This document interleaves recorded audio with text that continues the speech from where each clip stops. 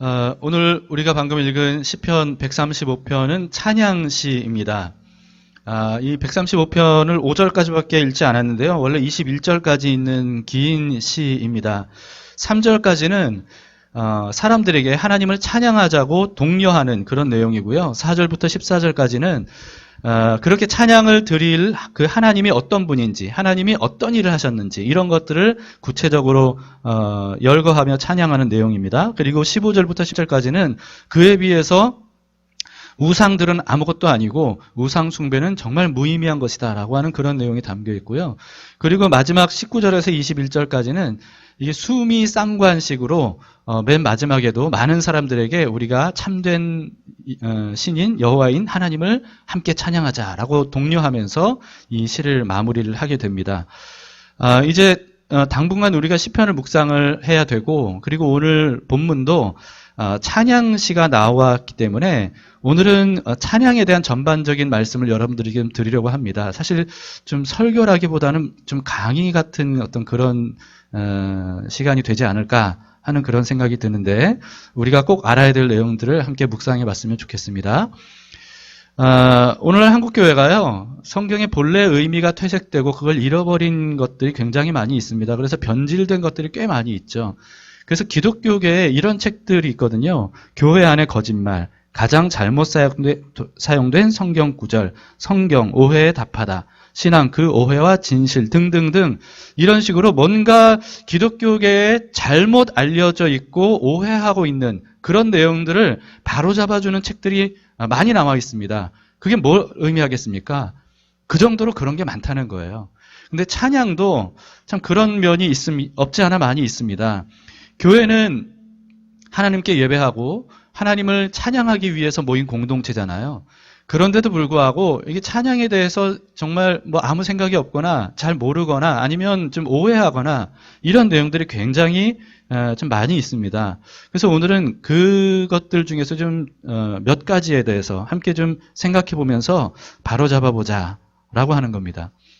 자, 먼저 여러분들에게 퀴즈 하나를 좀 내겠습니다. 찬양이 아닌 것을 한번 골라보세요. 1번, 나 같은 죄인 살리신. 2번, 축복합니다. 축복합니다 아시죠? 축복합니다. 그리고 3번, 천성을 향해 가는 성도들아. 천성을 향해 가는 성도들아. 4번, 이 산지를 내게 주소서. 이 산지를 내게 주소서. 자, 찬양이 아닌 것은? 찬양이 아닌 것은?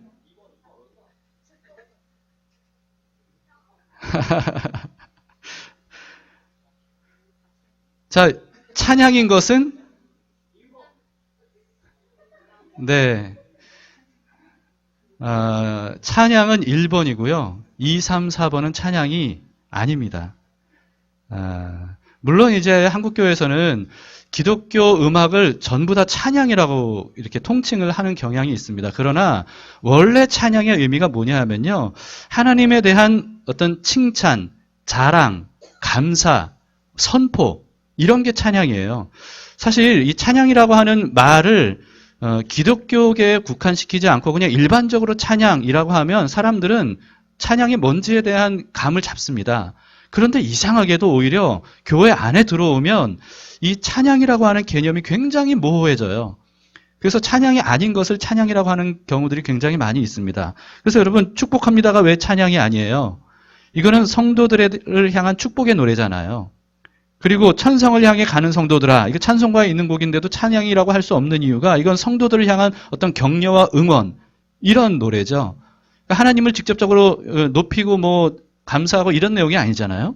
그리고 이 산지를 내게 주셔서, 이것도 믿음의 결단이라든지 어떤 소망을 가지고 기도하는 내용이라고 해야지 이걸 찬양이라고 말할 수는 없다는 거죠. 여러분, 그래서 기독교 음악을 전체를 다 찬양이라고 생각하면 이게 참 어렵습니다. 오늘 본문을 통해서도 이 찬양의 진정한 의미를 우리가 좀 알 수가 있는데, 오늘 본문은 어떻게 시작되냐 하면 할렐루야 이렇게 시작되죠. 할렐루야.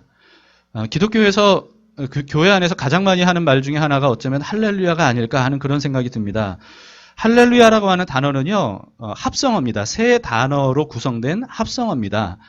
먼저 할랄이라고 하는 말이 있는데요. 이 할랄은 칭찬하다, 자랑하다, 축하하다, 또 이런 해설도 있어요. 바보스럽게 보일 정도로 시끄럽게 하다. 이런 뜻이 있고요. 그 다음에 루는 너희들이라는 뜻입니다. 다시 말해서 여러분 뭐 이런 뜻이겠죠. 그리고 야는 여호와의 줄임말입니다. 다시 말해서 이걸 합성해서 할렐루야라고 하는 말을 풀어보자면 이런 거죠. 여러분 여호와를 칭찬합시다. 여호와를 자랑합시다. 뭐 이런 뜻이라고 볼 수 있는 거죠. 그 중에서 할랄이라고 하는 단어는요, 성경에서 찬양을 의미하는 대표적인 단어입니다. 근데 그 내용 중에 바보스럽게 보일 정도로 시끄럽게 하다라고 하는 뜻이 있다고 그랬죠. 그러니까 이 전체를 통틀어서 보건대 할랄이라고 하는 찬양한다는 뜻의 이 단어의 뉘앙스는 어떤 거냐 하면 격찬하고 막 극찬하는 거, 막 호들갑 떨면서 막 이런 것을 찬양하다, 할랄이라고 볼 수가 있는 겁니다. 그래서 이 찬양에 대한 성경적인 의미를 세 가지로 정리를 해보자면 이런 겁니다. 첫 번째는 나 스스로가 개인적으로 하나님에 대해 감탄하는 거, 감동하는 거, 감탄사를 연발하고 막 흥분해서 소리를 내고 막 이런 거 있잖아요. 또는 스스로 고백하는 거, 이런 것을 찬양이라고 할 수 있고, 두 번째는 자기 혼자 그렇게 감탄하는 게 아니라 하나님께 직접적으로 고백하는 거예요.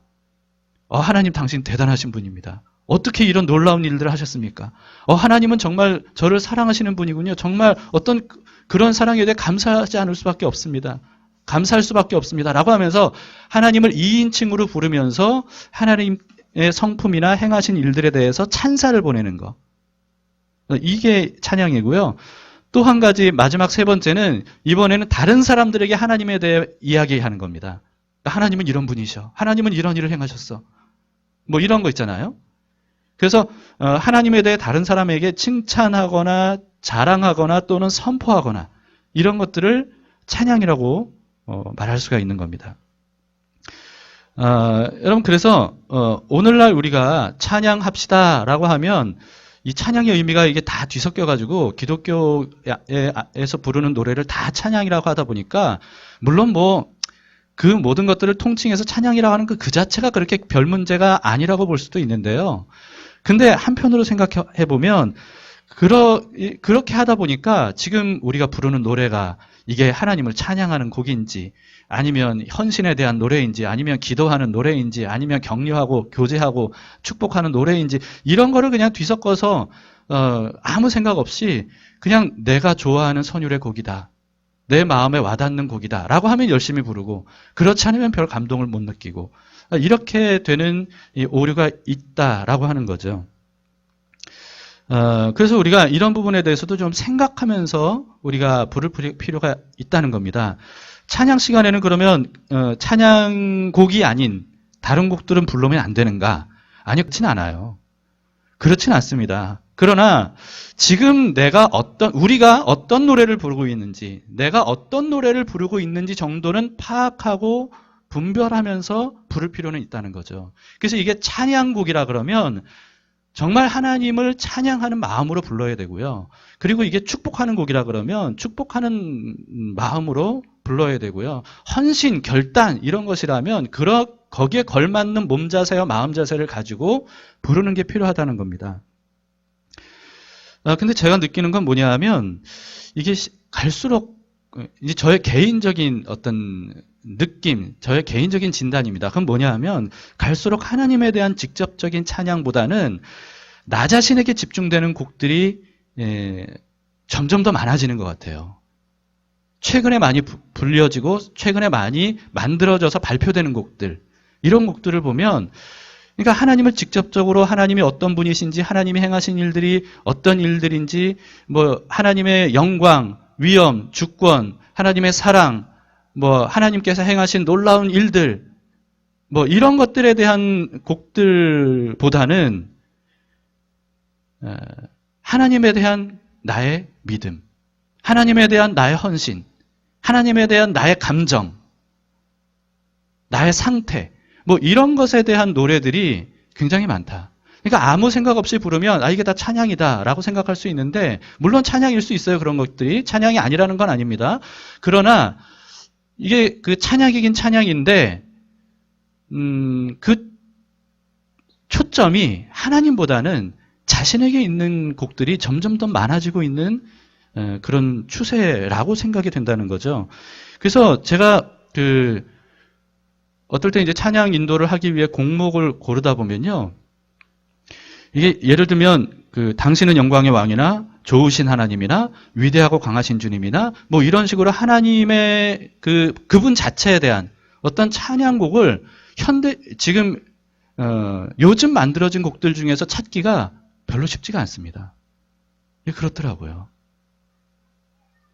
어떤 나의 마음을 하나님을 통해 나의 마음이 이렇고 나의 느낌이 이렇고 하나님에 대한 어떤 나의 헌신이 이래야 되고 뭐 이런 곡들은 좀 많은데, 하나님 자체에 대해서 노래하는 곡들이 그렇게 많지 않아요. 그래서 한번 여러분들도 점검해 보시기 바랍니다. 여러 가지 이제 그 CCM들, 기독교 음악들 이런 것들을 여러분들이 듣기도 하고 부르기도 하면서 곡 하나하나의 가사를 한번 살펴보세요. 이게 어떤 찬양인가? 그리고 찬양이라면 이 찬양이 하나님에 대한 직접적인 노래인가? 아니면 하나님을 부르는 나에게 초점이 맞춰져 있는가? 이런 것들을 한번 점검해 보면서 여러분들이 한번 생각해 보셨으면 좋겠습니다. 말씀드리지만 물론 그런 곡들을 부르면 안 된다는 뜻은 아니에요. 그러나 이게 지나치게 좀 갈수록 편중되어 가고 있다라고 하는 생각이 든다는 거죠. 여러분, 그래서 이렇게 뭐 하나님에 대한 곡들이긴 한데 하나님보다는 나의 상태에 대해 나 자신에게 더 집중되는 곡들을 부르다 보면 이게 어쩔 수 없어요. 그런 곡들을 부르면 자연히 하나님보다는 나에게 집중이 되는 거죠.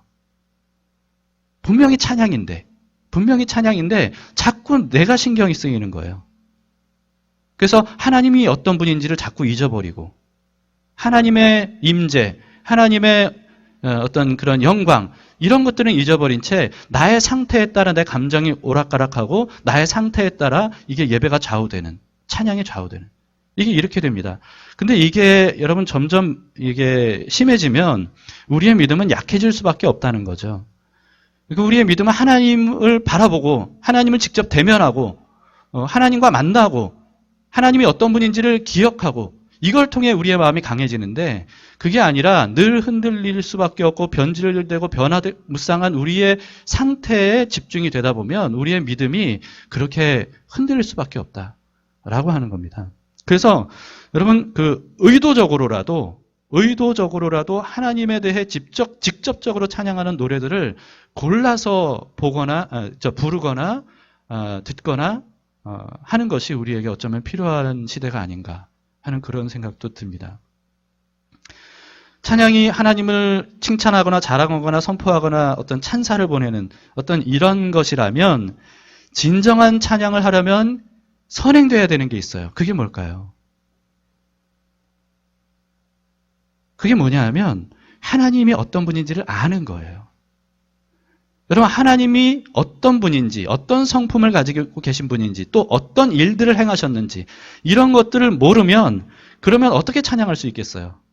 찬양 자체가 하나님에 대한 고백과 높임인데, BTS가 어떤 팀인지 모르는 사람이 어떻게 BTS를 칭찬하고 자랑할 수 있겠냔 말이에요. 하나님을 모르는 사람이 어떻게 하나님을 칭찬하고 자랑할 수 있겠냔 말이죠. 그러니까 여러분, 우리가 진짜 온전한 찬양을 드리려면 하나님에 대해 점점 더 많이 알아가야 됩니다. 주보에 제가 글을 실어 놓았는데, 요즘 종이 주보를 없애서 여러분들이 읽어보셨는지 모르겠지만 이런 내용의 글을 제가 실었습니다. 어떤 목사님이 어느 교회 청년 예배에 초청돼서 이제 설교하러 가신 거예요. 근데 아마 꽤 큰 교회였나 봐요. 굉장히 아주 음악적인 그래서 찬양을 부르는 인도자들이 뭐 악기와 뭐 드럼과 모든 악기들을 총동원해서 굉장히 이렇게 찬양을 부르면서 청년들이 거기에 굉장히 열정적으로 진지하게 뜨겁게 찬양을 불렀나 봐요. 그렇게 찬양 시간이 끝나고 설교 시간이 돼서 목사님이 단위에 섰습니다. 서자마자 인사말도 하지 않고 곧바로 이런 질문을 던졌대요. 매일 꾸준히 성경 읽는 사람 손 들어보세요. 그랬다는 거예요. 그랬더니 수많은 청년 중에 4-5명 정도 이렇게 손을 들었답니다. 그래서 그걸 보고 목사님이 이런 얘기를 했대요. 매일 성경을 읽는 사람이 5명도 안 되다니 정말 충격입니다. 여러분들은 성경을 읽지 않는 만큼 음악만을 즐기는 예배를 드리고 있는 건지도 모릅니다. 하나님과의 관계는 성경과의 거리만큼입니다. 이렇게 얘기했습니다. 여러분, 이게 무슨 의미인지 아시겠죠? 이 목사님은 이 청년들이 굉장히 진지하게 찬양하는 모습을 보았어요.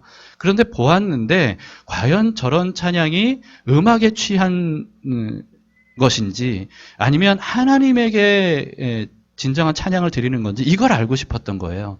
그걸 점검하는 표지가 뭐냐 하면 성경을 얼마나 아느냐. 성경을 얼마나 아느냐를 물어본 것은 지식을 말하는 게 아니라 하나님을 얼마나 알고 있느냐라고 하는 거예요. 하나님이 어떤 분인지, 어떤 일들을 행하셨는지 그걸 알고 있어야 그래야 진정한 찬양을 드릴 수 있지. 그게 아니라 그냥 음악에 취해서 때로는 눈물도 흘리고 손도 들고 뭐 감동을 받아서 표정이 굉장히 진지하다 할지라도 하나님에 대해서 알지 못하면 그건 찬양이라고 말할 수 없다라고 하는 거죠. 그만큼 여러분 찬양은 하나님을 아는 게 선행되어야 된다는 겁니다. 그래서 우리가 계속해서 새로운 찬양으로 부른다는 것은 새로 작곡된 곡으로 부른다는 의미가 아니고요. 하나님에 대해 새로운 지식을 가지고 하나님과의 새로운 만남을 통해서 새로운 마음으로 하나님께 찬양하는 것을 의미한다고 봐야 된다는 거죠. 오늘 본문인 시편 135편에는요. 하나님이 어떤 분인지 하나님이 무슨 일을 행하셨는지 이런 것들을 구체적으로 언급하면서 찬양하고 있습니다. 그중에서 오늘 우리가 5절까지 읽었는데 5절을 한번 보세요.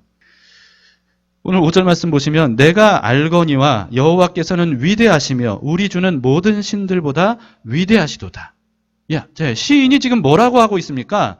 내가 알거니와 내가 아는 여호와는 이런 분이다 라고 하는 거예요. 그분이 위대하시고 모든 신들보다 위대하시다.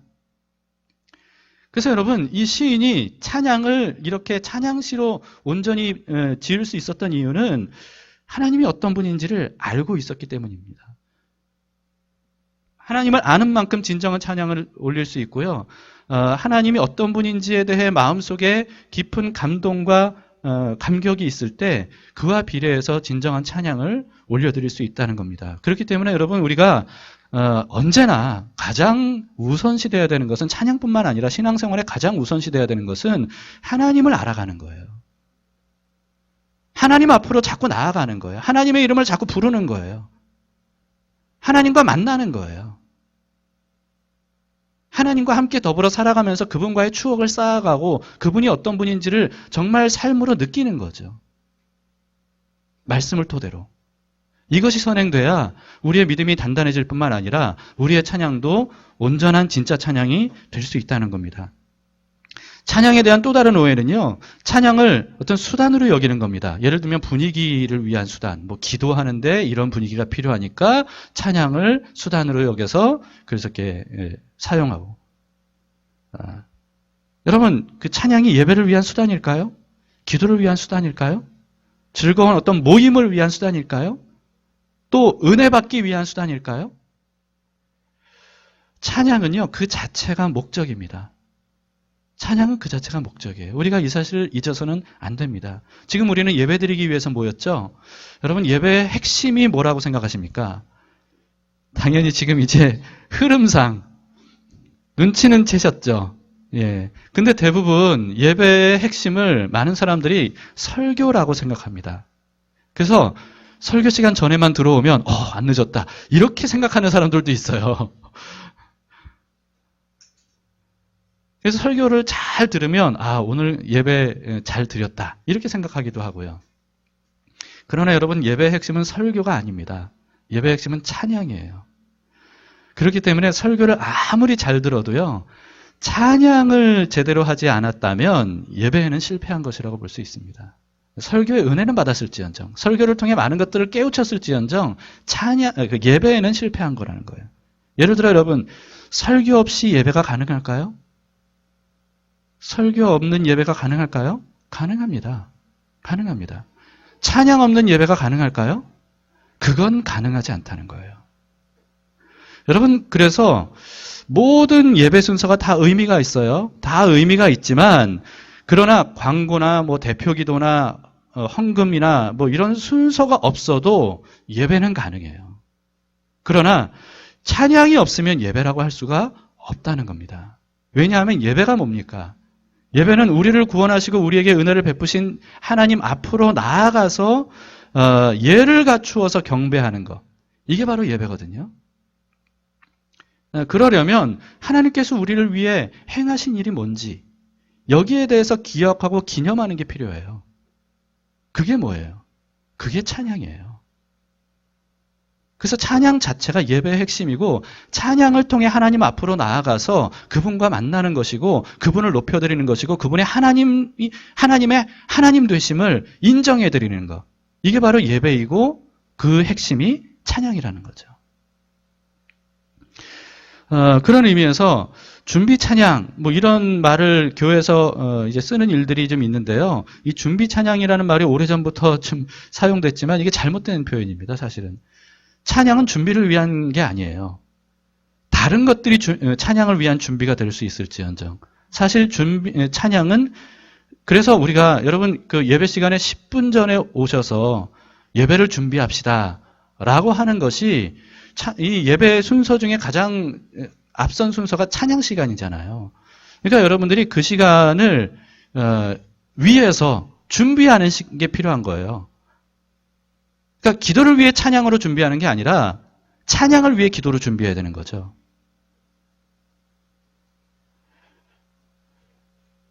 찬양에 대한 또 다른 오해는요. 찬양을 재능이나 은사로 여긴다는 겁니다. 그래서 이런 얘기하는 경우가 있어요. 아, 저 사람 진짜 찬양에 은사가 있네. 그리고 아, 난 찬양에 은사가 없어요. 뭐 이런 얘기를 하기도 합니다.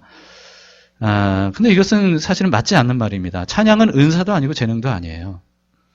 근데 은사, 재능이라고 생각하는 이유가 뭐냐 하면 찬양은 곧 노래라고 하는 어떤 이런 인식을 우리가 가지고 있기 때문에 그렇습니다. 찬양은 음악이나 노래가 아닙니다. 여러분, 물론 음악과 노래로 찬양할 수는 있어요. 그러나 음악과 노래로 해야만 그게 찬양이 아니라는 겁니다. 그래서 찬양의 의미는 말씀드렸듯이 하나님과 하나님께서 하신 일에 대해 어떤 칭찬하거나 선포하거나 뭐 이렇게 기리거나 뭐 이런 거라 그랬죠. 자랑하거나. 그렇기 때문에 여러분 찬양과 기독교 음악은 같은 말이 아닙니다. 그래서 찬양은 음악적인 방법 외에도 굉장히 다양해요. 굉장히. 하나님을 말로 찬양할 수 있을까요? 훌륭하게 찬양할 수 있습니다. 말로. 그냥 말하는 것으로. 하나님, 와, 정말 대단하십니다. 찬양이에요, 아니에요? 찬양이에요. 하나님 감사해요. 찬양이에요, 아니에요? 주님 사랑합니다. 찬양이에요, 아니에요? 찬양이에요. 하나님이 얼마나 나를 사랑하시고 우리를 사랑하시는지 알아? 옆에 사람에게 얘기하는 거. 찬양이에요, 아니에요? 찬양이에요. 여러분, 그래서 찬양은 그냥 말로 할 수 있는 겁니다. 혼잣말로 해도 찬양이 되고요. 간증이나 어떤 나눔이나 전도나 고백이나 이런 게 다 찬양의 방법이 될 수 있습니다. 이런 걸 난 그래도 그런 말 할 줄 잘 몰라라고 생각할지 모르지만 여러분 말로 하는 찬양의 가장 기본이 뭔지 아세요? 말로 하는 찬양뿐만 아니라 모든 찬양의 기본이에요. 모든 찬양의 기본. 그게 뭐냐면 감탄하는 거예요. 감탄하는 것만큼 진짜 찬양이 없어요. 그 다음에 여러분 글로 찬양할 수 있을까요? 글로? 글로도 찬양할 수 있습니다. 편지로, 일기로, 시로, 수필로. 이게 다 이런 수단을 통해 찬양할 수 있는 거죠. 심지어 여러분 낙서도 찬양이 될 수 있어요. 그리고 또 그림이나 조각 같은 미술적인 것을 통해서도 찬양할 수 있죠. 우리 교회 라운지에도 혜성이가 그린 그림이 있잖아요. 여러분 그 그림도 찬양의 방법이에요. 그리고 또 연기하는 거, 그리고 춤추는 거, 몸짓이죠. 이런 예능적인 활동으로도 찬양할 수 있을까요? 있습니다. 그리고 또 일상적인 어떤 행동, 심지어 여러분 전도하는 것도 찬양이 될 수 있다는 거예요. 이렇게 여러분 찬양은요 음악만이 아니라 삶의 여러 가지 모든 방식을 통해서 하나님을 찬양할 수 있다는 거죠. 그 내용이 하나님이 어떤 분이고 하나님이 하신 일들이 무엇인지에 대해서 말하는 것이라면 그것을 기리고 높이고 기념하고 기억하게 하면서 하나님의 하나님 되심을 인정해드리는 어떤 활동이라면 그 모든 것들이 다 찬양이 될 수 있다는 겁니다. 그래서 여러분 교회에서 찬양 이렇게 특별 찬양 올림을 여러분들에게 하시라고 제가 예전에 말씀드릴 때에도 꼭 노래가 아니어도 된다고 말씀드렸잖아요. 꼭 노래가 아니어도. 그래서 처음에는 제가 그런 말씀 드렸을 때는 간혹 한 명씩 이렇게 나와서 노래가 아닌 다른 방법으로도 하기도 했는데 요즘에는 하시려고 하는 분들이 없더라고요. 여러분 정말 하나님 앞에 내가 하나님 이런 분이구나라고 깨달은 것 감동받은 것 이런 게 있으면 여기 와서 한마디라도 하고 가도 그게 바로 하나님을 향해 찬양을 올려드리는 거예요. 많이 해보시기 바랍니다. 그래서 음악에 이 찬양을 국한시키지 마시고요. 가둬놓지 마시고요.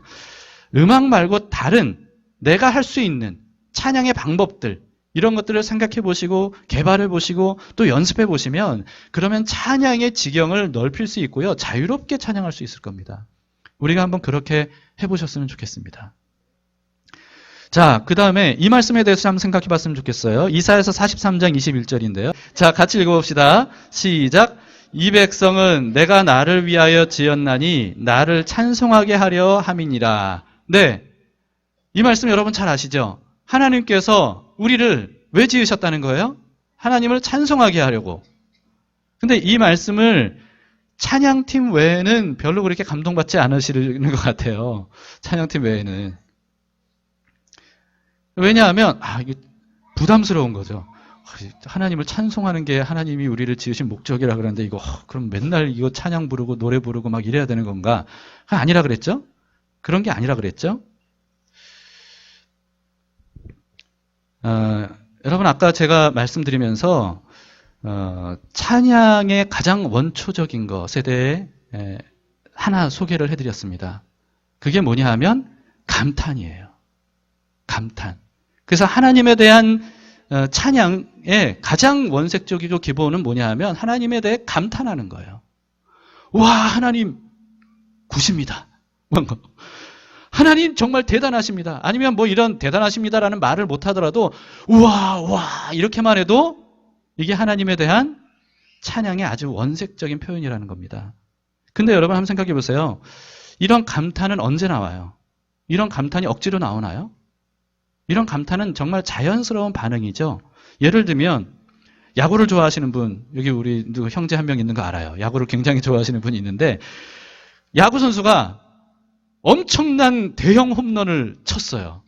그러면 관중들이 어떤 반응을 보여요? 자기도 모르게 소리 지르죠? 그리고 자기도 모르게 자리에서 일어나요. 그리고 막 환호를 질러요. 그리고 홈런을 친 선수에게 어떻게 해요?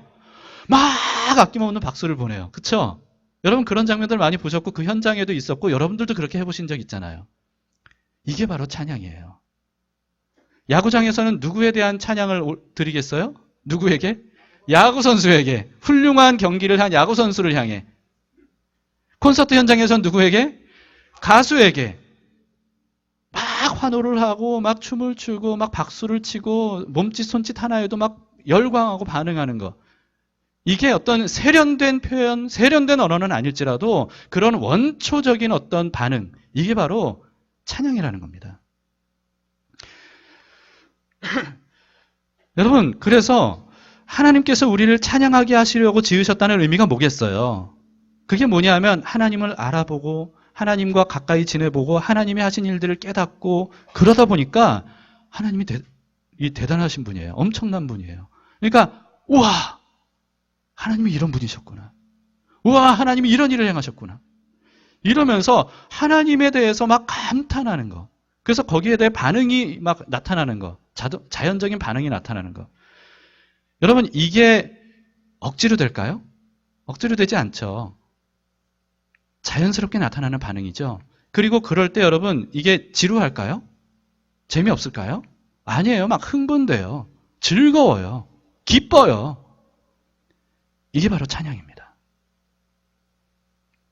하나님이 우리를 하나님을 찬양하기 위해 지으셨다라고 하는 말씀은 무슨 뜻이냐면요. 우리에게 억지로 찬양 불러 이런 뜻이 아니고요. 하나님 때문에 찬송하지 않을 수 없는 그런 감탄의 즐거움. 이런 것들을 누리게 하려고 우리를 지으셨다. 라고 합니다. 혹시 이런 생각해 보신 적 없습니까? 천국은 영원히 찬양하는 곳이래. 생각만 해도 지루해. 실제로 그렇게 말하는 사람을 제가 들었어요. 혹시 여러분들은 그런 생각해 보신 적 없나요? 왜냐하면 천국 하면 어떤 그림이 그려져요? 날개 달린 천사가 하프를 여유롭게. 근데 그게 하루 이틀이지. 그걸 영원히 한다 그러면 이게 지루해. 이렇게 생각할 수 있는 거죠. 근데 여러분 그렇지 않습니다. 찬양은 천국이 영원히 찬양하는 곳이라는 것은 그런 의미가 아니에요. 영원히 찬양하지 않을 수 없을 정도로 하나님에 대해 놀라고 감탄하고 즐거워할 일들이 끊이지 않는다는 거예요. 이게 바로 천국이에요. 그래서 한번 생각해 보세요, 여러분들이. 가장 환호하고 열광적으로 소리치면서 막 흥분했던 때가 언제인지 한번 생각해 보세요. 언제 무엇 때문에 그랬습니까? 저는 그 설교 준비를 하면서 제일 먼저 떠올랐던 게 좀 오래전이에요. 오래전. 2002년 월드컵 때. 그때를 잊을 수가 없어요. 이게 2002년 너무 오래전이죠. 우리 해찬이가 태어났을 해인데. 네. 근데 그때가 굉장히 오래됐는데도 잊을 수가 없어요. 왜냐하면 전 국민이 열광했잖아요. 그러니까 우리나라 축구 대표팀이 월드컵에서 사상 최초로 4강까지 올라가는 어떤 이런 그 과정, 경기 하나하나 이탈리아를 이기고 스페인을 이기고 막 이렇게 말도 안 되는 그 강팀들을 하나하나 이기면서 한 골 한 골 집어넣고 막 그 승부차기에서 한 골 넣을 때마다 국민들이요 어마어마하게 열광을 했어요. 그때는 길거리 어디도 다 그런 말들이었고 어디를 가나 그 경기를 보는 사람들이었고 어디를 가나 막 사람들이 소리를 질렀고요. 박수를 땅땅땅땅땅 치면 모르는 사람이 막 대한민국 외치고 그랬어요. 심지어는요 그때 생각나는 게 사람들이 차를 운전하고 가면서 경적을 울려요. 계속. 빵빵빵빵. 그게 얼마나 시끄러워요. 요즘 그렇게 하면 민폐죠. 근데 그때는 어땠는지 아세요? 그 소리가 그렇게 좋은 거예요. 한밤중에 그렇게 해도 빵빵빵빵빵 누가 그러면서 지나가잖아요. 그럼 나도 모르게 대한민국 이게 외쳐지는 거예요. 그랬던 적이 있었습니다. 정말 진심으로 기뻐했고 흥분했고 진심으로 이 태극전사들에 대해서 아낌없는 찬사를 보냈었습니다. 근데 이 모든 것들이 의무감 때문이었을까요? 지루했을까요? 전혀 아닙니다. 오히려 이런 즐거움이 계속됐으면 좋겠다. 그래서 4강에 올라간 만큼 기왕이면 4강도 이겨버리고 결승 올라가서 결승도 이겨버리고 우승까지 했으면 좋겠다. 이 즐거움이 계속됐으면 좋겠다. 이런 마음을 품지 누가 이제 좀 그만 좀 했으면 좋겠다. 지겹다. 이런 사람이 없었어요. 이게 바로 찬양의 즐거움이에요. 찬양의 즐거움. 한번 생각해 보세요, 여러분. 공을 골대 안에 넣는 게 그게 뭐 대수예요. 별거 아니거든요. 그냥 게임이잖아요. 누가 더 많이 공을 골대 안에 집어넣는가. 이런 게임만으로도 이렇게 열광하고 감탄하고 찬사를 아낌없이 보내고 즐거워한다면 여러분 그와 비교할 수 없는 즐거움이 가득한 천국, 그와 비교할 수 없는 위대하신 분이 다스리시고 그런 분을 만날 수 있는 천국, 여러분 그 삶이 얼마나 기쁘고 즐겁고 영광스럽고 재밌고 그렇겠어요. 그걸 지루하다고 생각할 사람이 있을까요? 아니요, 여러분. 천국은 지루함과는 거리가 먼 곳이에요. 하나님을 영원히 찬양하는 천국이라는 것은 그만큼 즐겁다는 뜻입니다. 매년 워렌 버핏 아시죠, 여러분? 세계 제1의 투자가 아니겠습니까? 워렌 버핏이 자신과의 점심 식사를 경매로 올리는 거 아시죠? 매년 경매를 올린 지 벌써 20년이 됐대요. 근데 올해 낙찰가가 얼마냐 하면 54억에 낙찰이 됐대요. 그러니까 이 워렌 버핏과 점심 식사 한 끼 같이 식사를 한 3시간 정도 이렇게 식사하면서 대화를 나누기 위해서 53억을 투자를 한 거예요. 근데 이 지난 20년간 이렇게 워렌 버핏과 3시간의 점심 식사 시간을 가진 사람들 중에 단 한 사람도 그 돈을 아까워한 사람이 없답니다. 그 정도로 워렌 버핏과의 3시간의 만남이 가치가 있고 즐겁고 너무나도 유익한 시간이었다는 거예요. 여러분, 하물며 워렌 버핏이 아무리 지혜롭다고 한들 전지전능하신 하나님과 비교할 수 있겠습니까? 전지전능하신 하나님과 한 끼 식사 정도가 아니라 영원히 함께 살아가는 것, 하나님의 얼굴을 대면하고 그분을 알아가고 하는 것, 여러분 이게 얼마나 감탄스럽고 이게 얼마나 놀라운 일이겠어요. 그리고 하나님은요, 너무너무 크고 위대하신 분이기 때문에 우리가 영원히 알고 알아도 하나님을 다 알 수 없는 분입니다. 그러니까 이 정도 알면 하나님 다 알았다라고 말할 수 있는 사람이 아무도 없을 거예요. 오늘날은 마찬가지고 우리가 부활한 이후에 지금과는 비교할 수 없는 지혜를 가지고 있다 할지라도 그렇더라도 영원히 하나님을 알고 알아도 하나님을 다 알 수 없는 그 놀라운 비밀에 감탄하지 않을 수 없을 겁니다. 그러니 여러분, 천국이 어떤 곳이겠습니까? 심리학 교수인 김정훈 교수가 이런 얘기를 했습니다. 인간은 감탄하기 위해 살아가는 존재다. 이렇게 얘기했어요. 먹으면서 감탄하고, 보면서 감탄하고, 일하면서 감탄한다는 거예요. 그렇습니다, 여러분.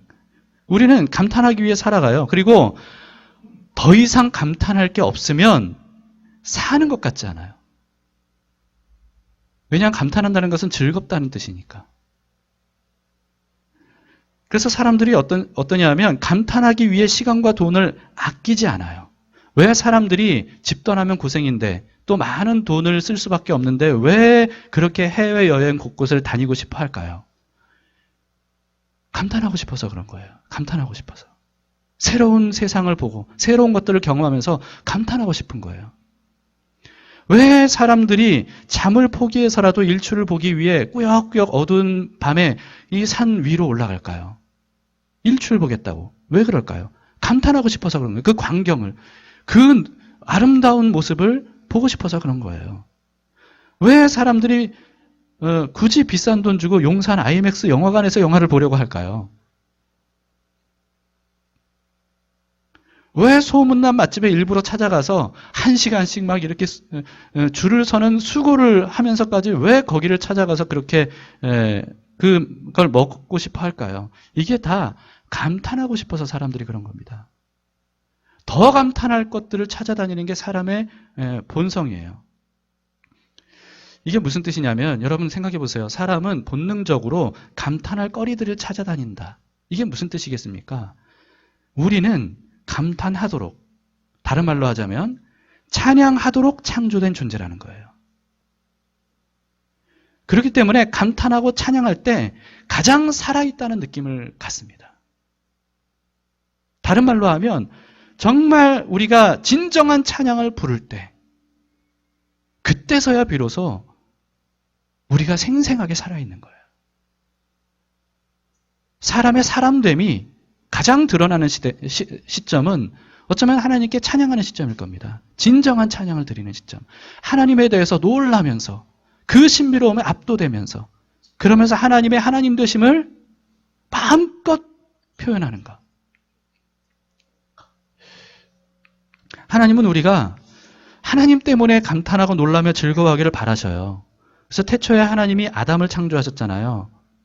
그래서 아담은 하나님과 하나님께서 만드신 창조 세계를 보면서 얼마나 감탄했겠어요. 하나하나 볼 때마다 하나님이 만드신 들짐승들, 하늘, 뭐 나무들, 꽃들, 뭐 엄청난 광경들 이런 것들을 보면서 얼마나 감탄했겠어요. 그보다도 그 모든 만물을 창조하신 하나님을 보면서 얼마나 감탄했겠어요. 여러분 이런 감탄이 계속되면 어떻습니까? 하나님을 더 깊이 알고 싶죠. 도대체 하나님이 어떤 분이길래? 더 알고 싶죠. 그래서 하나님께 가까이 나아가죠. 하나님께 가까이 나아가서 하나님을 알면 알수록 하나님은 매료되지 않을 수 없습니다. 몰라서 그렇지. 하나님이 어떤 분인지를 알면 알수록 하나님께 매료되지 않을 수 없어요. 그러면 어떻겠습니까? 하나님을 사랑하지 않을 수 없어요. 하나님과 가까워지고 싶은 거죠. 이게 바로 하나님이 원하시는 거예요.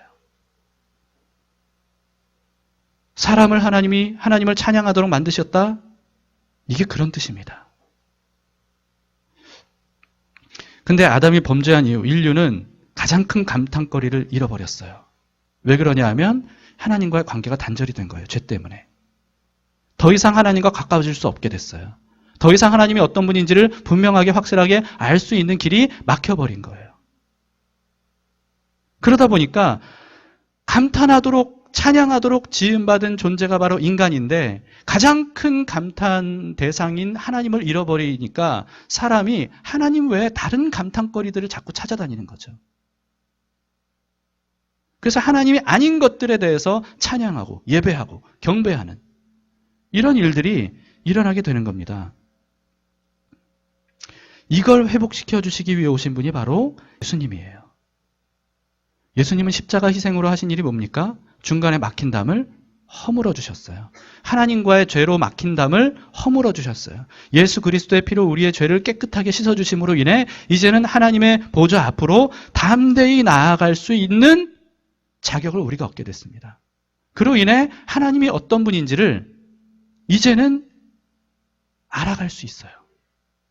우리가 원하기만 하면, 알려고만 하면 하나님께 가까이 나아가서 하나님과 친밀한 교제를 나눌 수 있게 됐습니다. 그렇게 하나님을 알면 알수록 구원받은 사람에게 나타나는 현상은 뭐냐 하면 하나님에 대해 찬양하는 거예요. 그래서 여러분, 예수 안 믿는 사람들은 왜 기독교인들은 그렇게 자꾸 전도를 하려고 하느냐, 억지로 그렇게 전도하려고 하느냐. 물론 이제 덕이 안 되게 전도하는 많은 사람들이 있기 때문에 그런 현상도 있지만, 그러나 근본적으로 정말 하나님을 깊이 알고 깨닫고 만난 사람들은요, 전도를, 그러니까 누구에게든 하나님에 대해 말하고 싶은 거죠. 누구에게든. 맛집 하나를 발견해도 그걸 주변 사람들에게 다 전파하고 싶어 하는 게 사람의 마음이잖아요. 왜냐하면 감탄했으니까 내가. 근데 자그마치 하나님을 알게 된 사람이 다른 사람들에게 그걸 말하고 싶어 하지 않겠냐는 거예요. 그 자체가 바로 하나님에 대한 찬양이라는 거죠. 하나님의 지혜에 찬양하고 그 경이로움에 압도되고, 그래서 여러분 하나님께 압도될 때 그 압도되는 기쁨, 이게 굉장히 좀 모순되는 표현인 것 같지만 하나님의 임재, 하나님의 놀라우심에 압도되는 기쁨이 있다는 거예요. 하나님보다 크고 놀랍고 위대한 존재는 없기 때문에 하나님으로 인해 감탄하고 찬양하는 것보다 더 큰 기쁨이나 즐거움은 없습니다. 이게 이론이 아니라 우리의 현실이 되기를 바랍니다. 말씀을 마치겠습니다. 여러분, 다른 즐거움을 우리는 많이 찾아다닙니다. 근데 다른 즐거움을 찾아다니는 것만큼이라도 하나님을 더욱 알기를 힘써보세요. 하나님이 어떤 분인가? 신앙생활 하다 보면 우리가 착각하는 게 뭐냐 하면 이 정도면 내가 하나님을 충분히 알아 라고 생각해요. 과연 그럴까요? 충분히 우리가 하나님을 알고 있을까요? 그렇지 않더라는 거예요. 여러분, 하나님은 우리가 다 알 수 없는 신비로운 분입니다. 그분을 잘 모르니까 내가 충분히 알아 라고 생각하는 거예요. 오히려 그분을 알게 되면 하나님에 대해 모르는 게 너무 많다는 것을 깨닫게 돼요.